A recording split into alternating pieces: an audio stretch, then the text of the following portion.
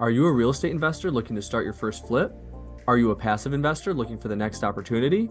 Regardless of your situation, our mission is to help everyone work towards their unique version of financial freedom.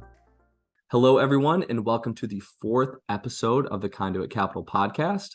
I am your host, Adam Barreau, and today we will be talking about what does it take to be a borrower with Conduit Capital. In this podcast, we'll be reviewing aspects of our lending process, as well as what we look for in our borrowers as far as qualifications, and also some things regarding our loan to value when you're submitting a loan application with us. So it's going to be a great podcast, and thank you for listening. So there are two main things we look for in borrowers who are new to us. The first is above a 600 credit score, and the second is no red flags in your background. So when borrowers who are new to us submit a loan application, one of the last steps of our process, which I'll get into later in this video, is to run a third-party credit and background check. Once this third party completes their check and everything comes back okay, then that's the only time we need to do it, and we don't need to worry about checking credit or background in the future. Some other things we look for have to do with your liquidity. So with our loans, we charge monthly interest payments.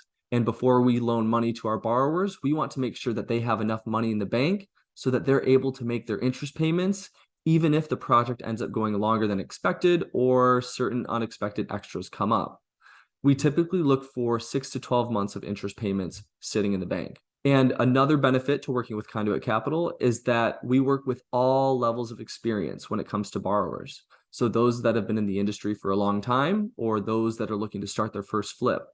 Regardless of where you're at, we're happy to work with you, and we always want to be a resource to make sure that you can get your deal done and make as much profit as you can. Now, moving on to our funding specifications, we will lend up to 70% of the loan to value. Now, that value is based on the after repair value of the property.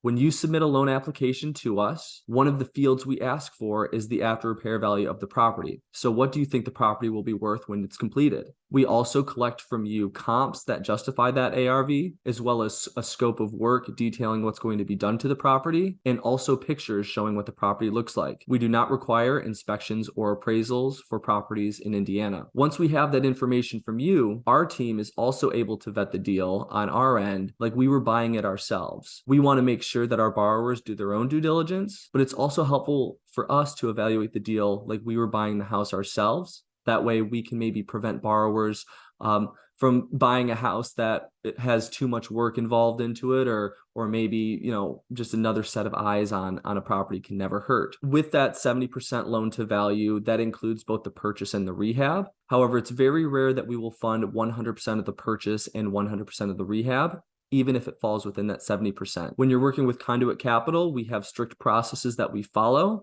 but we realize that no two properties are the same. So we always want to look at each new deal with a fresh set of eyes, so it's not black and white whatsoever. When we fund projects mainly on the rehab side, we do in most cases require construction draws. The amount that each draw contains and the amount of draws overall is very dependent on the borrower and the deal. And that's something that's negotiated well into our due diligence process. So I mentioned our process a few times leading up to this point, and now I want to go over what that process looks like from submitting a loan application or even just getting in contact with Conduit Capital to us funding your deal. So in order to get in contact with Conduit Capital, feel free to go to our website at uconduitcapital.com. There on our website, there's an area for you to put in your information, which automatically adds you to our email list. And it also sends you information for you to set up a call with someone from our team. That call is a great way to introduce yourself and get to know more people on our team. In most cases, you'll probably be speaking with me. If you have a deal that you're thinking about submitting an application for, we can talk about that. Or if you're looking to just cover your bases before you get into the house hunting process, it's a great tool for that as well. After that call and we go over everything or any questions that you may have, the next step is to get a property under contract. So our team will only evaluate a deal if the property is under contract. So once you get that accepted offer, then you go to our website and you submit a loan application. Once that loan application is submitted, someone from our team will reach out to you to collect additional information such as comps and scope of work, as well as any information from your LLC that we'll need to have on file. And it takes our team 4 days to vet the deal and get back to you. And most of the time, we do get back to you sooner. At the end of that 4 days, we will either give you a yes or no answer on whether we'll fund your deal. That way, if for some reason we have to say no, you have ample time to find another lender. Now, in addition to that 4 days, once we clear your deal for funding, the only way we would back out is if for some reason your credit or your background check came back different than we initially thought.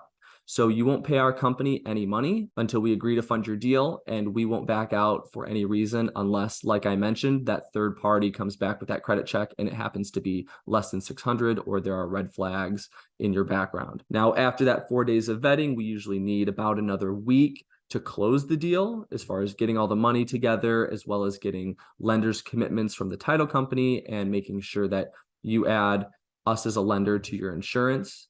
Then once that's all cleared up, we coordinate with the title company and make sure the money is there on closing day. After closing day, we send you information regarding your monthly payments, and then from there, you're good to go. Our goal at Conduit Capital is really to try to make this process as easy as possible for our borrowers so that our borrowers want to continue to work with us over and over again. We put a lot of effort into making sure that the deals we fund are good deals, because if our borrowers don't make money, we don't make money.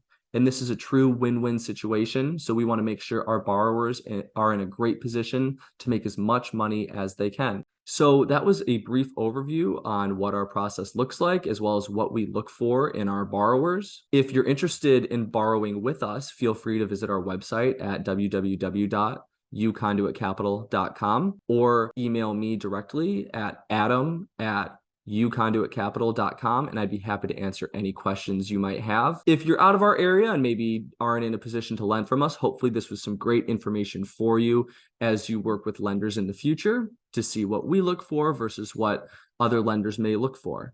It can definitely help when you come to the table with some information already when you're working with new lenders, because they like to see that you're doing some of your own due diligence and you come with some of your own things to the table. So I hope this was helpful. And as always, make sure to follow us on all of our social medias. We are on Instagram and Facebook and YouTube as well. If you have any comments or questions about our podcast today, feel free to leave a comment. We love receiving comments and always try to reply to as many of them as possible. And I will see you in the next podcast. Always remember, be a conduit, not a bucket.